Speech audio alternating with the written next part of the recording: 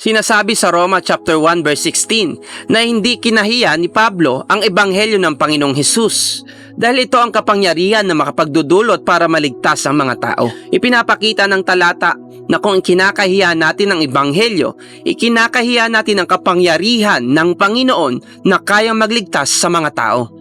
Huwag natin ikahiya ang kapangyarihan na ibinigay sa bawat isa sa atin na nakakilala sa Panginoon. Kapangyarihan na ito ay kayang bumago ng isang masamang tao tungo sa isang kaliwaliwanag na pamumuhay. Dahil ang kapangyarihan lamang na nagmumula sa Panginoon ang kayang bumago ng isang sitwasyon ng buhay, bumuo ng isang wasak na pamilya at ibahin ang destinasyon ng isang tao. Dahil sinasabi sa Mateo chapter 10 verse 32, sino mang tao ipagmalaki ang Diyos sa harap ng maraming tao ay kikilalanin ng Panginoong Hesus sa harap ng kanyang amang nasa langit. Kaya ipagmalaki natin ang ebanghelyo ni Kristo.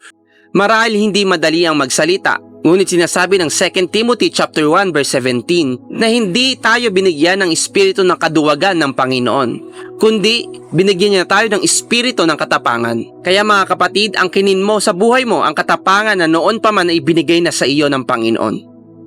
Upang maganap ang